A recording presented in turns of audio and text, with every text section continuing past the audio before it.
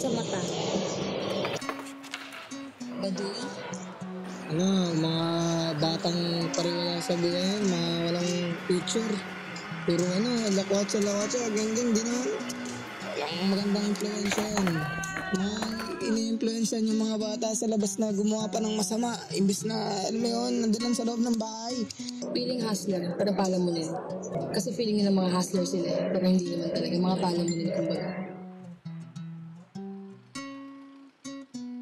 Minsan na rin silang naging laman ng usapin sa social media at tila naging sentro ng katatawanan at panghusga dahil sa katangi-tanging paraan nila at estilo ng pananamit. Kakaiba, baliw, weirdo. Yan ang mga salitang madalas na ginagamit ng madla upang bigyan ng definisyon ang mga taong ito. Ngunit sa isang banda, akma nga ba ang mga salitang ito sa tunay na pagkatao nila? Ito ba ay sumasalamin sa pagkakakilanlan nila na higit pa sa damit na nakikita natin? Upang makilala sila ng husto at malaman ang kanilang kwento, narito ang ilan sa mga individual na kabilang sa unorthodox na fashion style. My name is Sofia B. Panyada. I preferably go by Vin. Jan Louis Patino. Ako si Joshua Danilio. Gwyneth B. Palyada. Jan Rainier Piquidero. Sharimi Borhat. I think that my personal style is a bit broad, but I mostly wear clothes that involve my style similar to the alternative fashion. More on hip-hop Y2K din ngayon. Mix of sabihin natin classic streetwear din, Chicano, parang ganun yung gusto maging vibe. Alternative grunge. I've taken inspiration from gothic style fashion as well as dark glam. Moy 2K, Paggy Friends, mga malalaking damit minsan. Ang mga nabanggit ay ang iba't ibang uri o estilo ng pananamit na kung tawagin ng iba ay geng-geng o unorthodox fashion naman sa mas formal na termino. Kung mapapansin, talamak ang ganitong kasuotan sa kabataang Pilipino. Pero iisa ang tanong ng lahat, ano nga ba ang unorthodox fashion? So from the word itself na unorthodox, meaning kakaiba, unusual siya sa normal na sinusot ng mga tao. Pero it doesn't mean na kailangan mo ng mamahaling damit para makabuo ng isang unorthodox na outfit. Parang nag-mix ka lang ng iba't ibang bagay na hindi usual na pinagsasama. Pwede kang makabuo ng isang unorthodox na outfit na gumagamit ka lang ng t-shirt, pants, sapatos, pero iba yung dating niya kasi may brinay ka na rule. Kumbaga, 'di ba, sa ngayon sinasabi ng mga influencers yung rule of thirds, crafty, tapos pants wide leg, pero hindi lang yun yung pwede. Actually, marami kang pwedeng gawin. Kayang baguhin ng isang sapatos ang isang look. Kunwari, t-shirt, pants, tapos normal na sneakers, Vans. Tapos pag tinignan mo, sobrang casual. Pero pag pinalta mo siya ng isang sapatos na sobrang baliw, kumbaga nag-iba yung dating nung outfit sa isang item. Tapos yun, dadagdagan mo pa ng ibang accessories, talagang mag-iiba siya. Ano naman kaya ang pinagkaiba nitong unorthodox fashion sa mainstream fashion? Madali yun kasi kitang-kita, unang tingin pa lang. Yung sa mainstream, lahat ng nakikita mo sa internet, sinusot na influencers, alam naman natin yun. Kasi nag-iiba rin yung trend. Tapos yung unorthodox, dun ka uy, kakaiba yun ah. Yung mga pieces na suot niya ay hindi naman sabihin nating sobrang kakaiba, pero nakabuo siya ng outfit na hindi usual. Ang fashion ay isang malawak na mundo at kung titingnan mabuti, walang patid ang pag-usbong nito sa lipunan. Ngunit ang karaniwang ideya ng mga tao patungkol sa fashion ay umiikot lamang sa mga pangkaraniwan na kasuotan na madalas nating nakikita sa mall. O kaya naman ay yung mga magagarbong gowns na punong-puno ng palamuti. Pero, lingid sa kaalaman ng karamihan, ang fashion ay binubuo ng iba't ibang kategorya at mga subgenre na pinamimilian ng tao. Sa patuloy na pagdami ng fashion styles, nakapagtaka lang, saan nga ba karaniwang sinusource o nakukuha ang mga damit para sa sari-saring estilo nito? Dito, sa ukay. Proudly, it was handed on or bigay, ukay-ukay, lako-lako, sa bangketa, sa eskinita, kahit sa kalsada. I mostly get my fashion pieces from ukay or thrift. Kung gusto mo pumasok sa fashion, magsimula ka talaga, magiging pinakakaibigan mo talaga dyan is mga ukay-ukay. Kasi doon mo makikita yung variability tapos yung affordability ng mga damit. Ayun, mag-iikot ka lang doon. Pati may mga kasalumuha ka din yan eh. Kasi ano yan eh, yung ukay, naging community na rin siya na diyan talaga magsasalo-salo yung mga tao na ayun, may interest sa pananamit. Thrift shops, Filipino youth which is good because thrift shopping is sustainable. And at the same time, it helps not just the business but also the environment.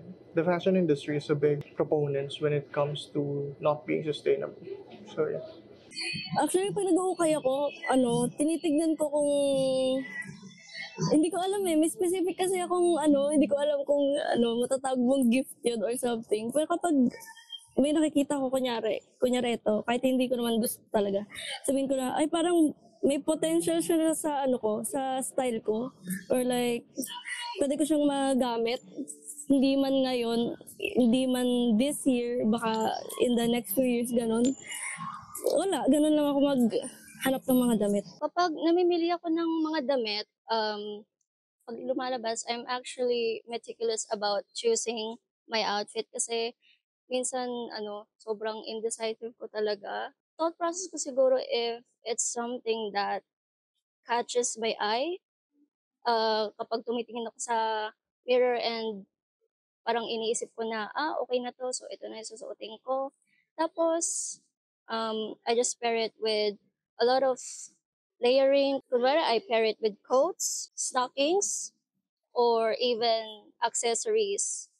Nakakatuwa lang na story na naisip ko sa ukay is yung mga kasi madami mga kakasalubong mo lang na ukayan, tas wala kang pera pero syempre gusto mong maghanap ng damit.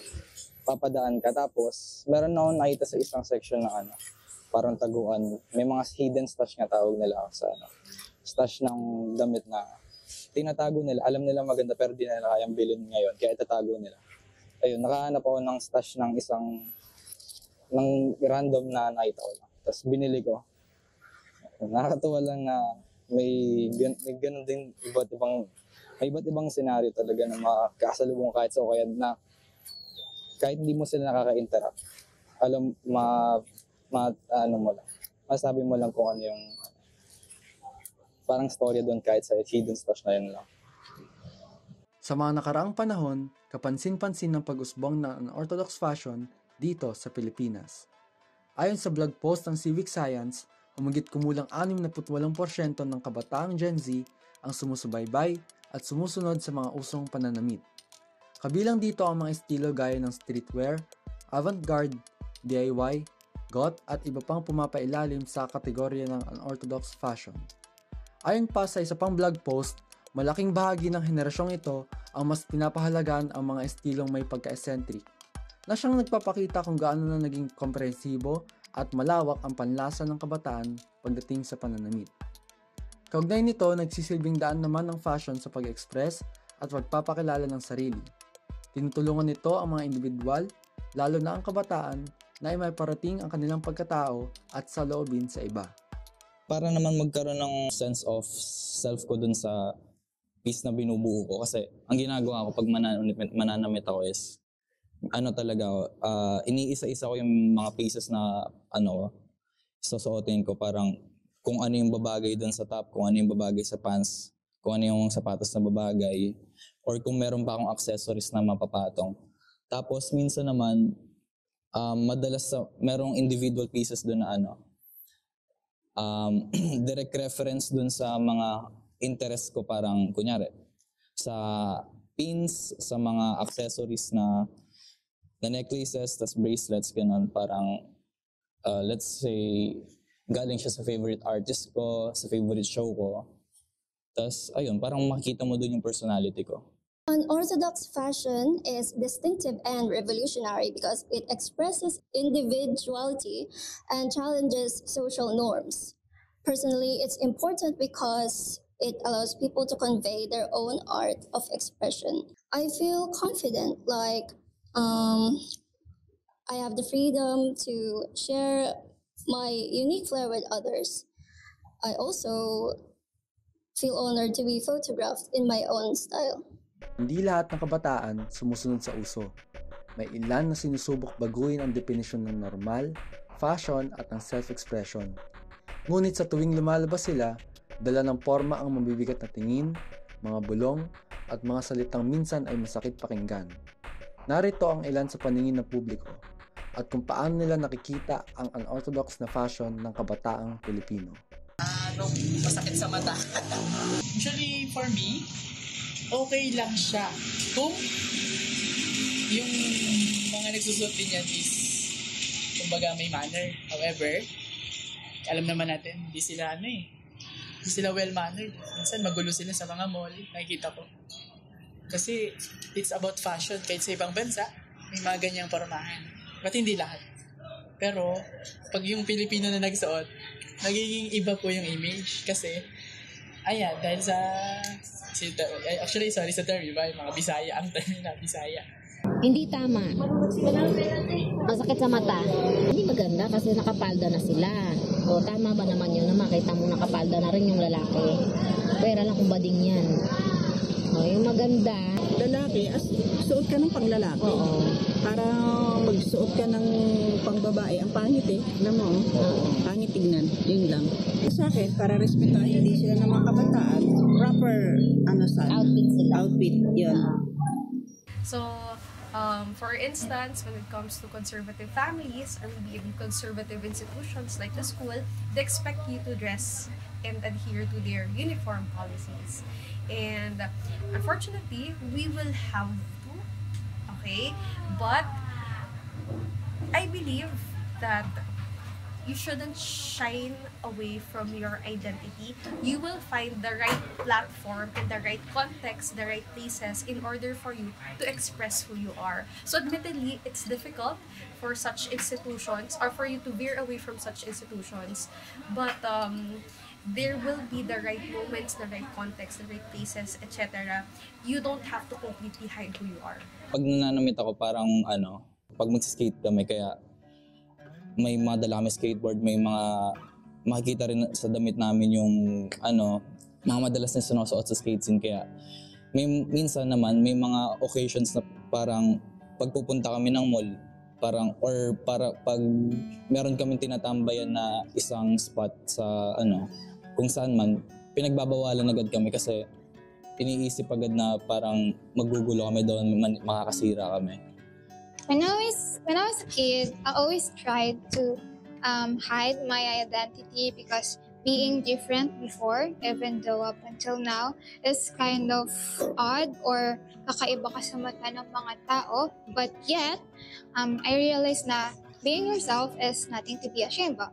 People always judge me because personally, yung septum piercing ko, they always replicate it into a carabao or cow, or somehow rebellious, and also sa pananamit because I really love this comfortable clothes kasi may init talaga dito sa Pinas, so I don't know why some people do find it kind of seducing even though it is not. Grade 12 ako, madalas ako napasok ng naka-baggy pants kasi parang masyadong open yung school namin sa ganun kasi kailangan lang white t-shirt tapos kahit anong pants na susuotin, gano'n. Tapos, since nagsusuot ako ng malalaking pants, parang sinaway ako, pinagbawalan na kasi parang naging pasimuno ako kasi ginaya ako ng mga kaklase ko, tapos ng mga ibang section na na puro malalaki na yung suot. Tapos sinasabi ng teacher namin na di daw mukhang estudyante, gano'n, parang hindi ka maayos na estudyante kasi gano'n yung suot. Yun. Naka-apekto siya kasi hindi na pumasok sa school ng nakaganon kasi hanggang sa guard, bawal na daw mag-ganon di syempre, para wala tayong masamang record kasi graduating, di sumunod na din tayo. Kaya lang, yung sinusuot ko nun, medyo naman din, baggy pa din siya, kaso naman, parang mga baggy slacks, mga ganon. Pero yung mga sweatpants, mga jeans na malalaki, yun, hindi ko na sinusuot nun. Sometimes, sa Maynila or here sa Calamba, I would still hear people call out to me and say, "Gang, gang," or like, gangster yung fit mo. But sometimes when I'm with my people and when I'm in the places I often go to, I often hear them say na maganda yung buhok ko, or like they like my fit, my hair color, or like my accessories. Going back to the concept of finding your circle, having a sense of belongingness ka doon and solidarity, nagkakaroon din siya ng quote-unquote set of rules, set of policies. It kind of becomes an institution in itself when you find a circle. For instance, yung mga skater friends natin, di ba, they dress a certain way, and then they also act a certain way. So, kumbaga, it becomes this unified group, and sila din ang nagkakaintindihan sa sarili nila. So, you know, I know it's a gas statement already, but birds of the same feather definitely flock together. Ayon sa kanila, sa labas ng mga circle na ito, may mga mata pa ring nanliliit at mga salitang nananakit. Ngunit tunay ngang may mga social circle o mga komunidad na bukas at sumusuporta sa ganitong anyo ng fashion. Mga lugar kung saan ligtas maging totoo sa sarili. Kaya tinanong namin sa kanila, may karanasan ba silang naramdaman na itinaboy o tiningnan ng iba dahil lang sa kanilang forma? Yes, I have moments where people assume that I have no direction in life. Because I dress differently from the standards. Even people close to me once saw me as empty or walang substance just because magkaiba kami ng fashion sense, and sinasabi nila yun despite knowing me for years. Experiences like these taught me that how society can easily box a person just because of their appearance alone, but it also strengthened the way I express myself freely. There was this concert before, yung suot ko by the time is punk, and parang ganito din, but it wasn't that much. Hindi ako pinapasok because it was prohibited nga, sabi nila. I don't know why. Yun. When it comes to, yun nga, yung pagtingin ng tao, when it comes to wearing what you want, just expressing yourself, especially in a conservative environment, hindi sila ganun ka-open-minded when it comes to that. And then, sa social status naman, you'll see the difference between the social status. But at the same time, you can see naman na may mga, kunwari, high fashion na ganun yung ginagawa, unorthodox fashion. Ang mali lang is yung misconception nga, as you said earlier, na minsan na nai-incorporate yung mga brands to this like gangs, which is hindi dapat, kasi it's just what fashion is right now at this point in time, and fashion is always evolving. Fashion embraces change. That's what we're about. Hindi tayo bumabalik sa past. We're reinventing things, and that's one of the biggest thing that I love in this industry, is that it evolves and we embrace change. Pero a word of advice na hayaan mo lang sila, because it's different how their mindset are like this. We don't have to set boundaries on how you choose to dress up yourself, how you choose to present yourself outside. So hayaan mo lang sila, and at the same time, as I've said earlier, fashion is a freedom of expression. So just express it.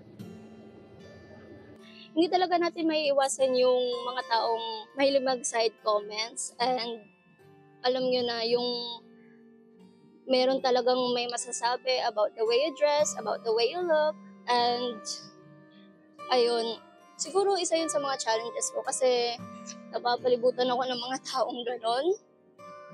Pero parang nasa akin na din yung thought na I shouldn't care about what others think. Kasi this is me. I am me and you are you. Ako nga pala si 2005 kid sa Instagram. Kunin niyo ang model so kayo. Una, sa closet ko, dito kayo. Tutur ko kayo. Ito, nandiyan tayo sa closet ko, walk-in closet. Yung cup namin, El Persona to. Brand namin to ng tropa kong si Lance. Tapos ito, kapag gusto pumorma ng Gorpcore. Tapos dito naman, mga polo. To, mecha, mga pang Y2Y, pang hip-hop. Tapos eto, long sleeve. To, mga pang outfits naman. Pag trip ko lang nung chill lang. Ano yung mga datingan na parang titong mayaman. Yun. Ito malupit. Kaya lang nakabaliktad eh. Makita nyo details niyan, di ba? Ganun kasi ako pagiging passionista ka talaga. Parang attention ka sa details eh. Yun lang naman. Yung mga fans ko kasi nasa kabila eh. Okay guys. Here's my outfit. So let's go guys. Here's the 360 of my feet. Come on and see it.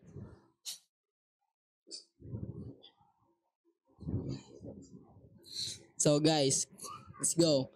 Come on and trip with me. Madalas, ang araw ni Louie ay umiikot sa pag-uukay o pag-source ng mga damit. Dahil bukod sa pagiging freelance model, isa rin siyang online ukay-ukay seller.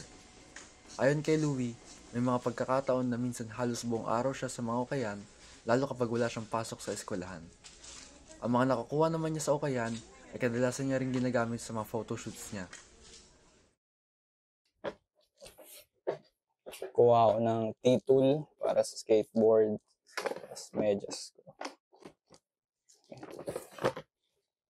Tapos, ayun.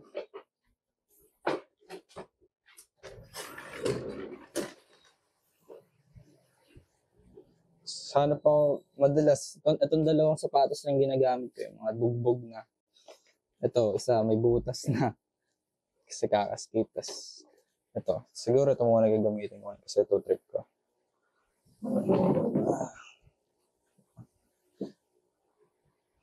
Madalas sa skatepark na kami ng mga kaibigan ko nagtitipon-tipon, doon kami nakikita-kita. At madalas naman kahit di na ako mamasaya papunta doon, pinupush ko na lang gamit skateboard ko. Since malapit lang naman siya, pati yung dinadaanan doon, gawa sa aspalto. Kaya mapupush mo talaga gamit skateboard lang. Yung kinagandahan nandito sa tinitira namin.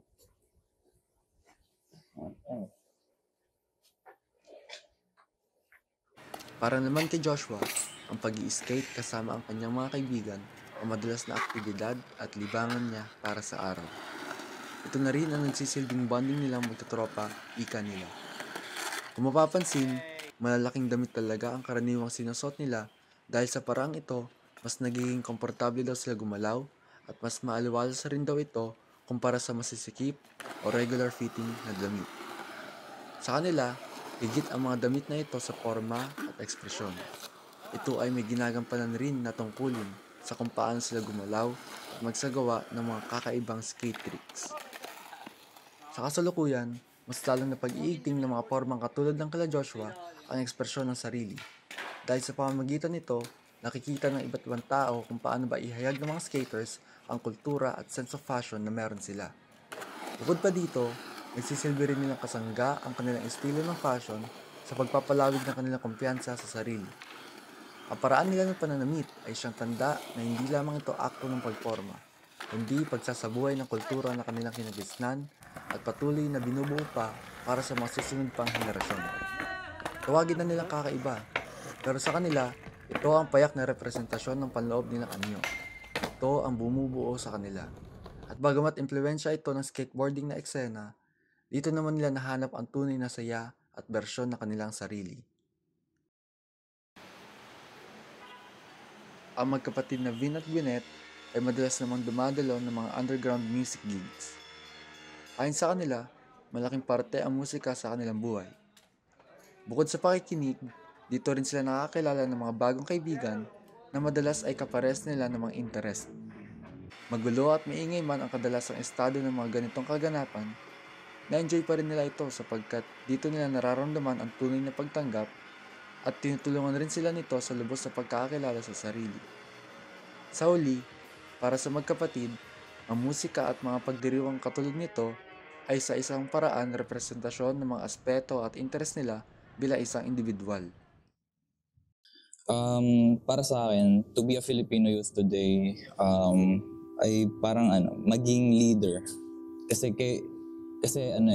ako bilang parte ng kabataan,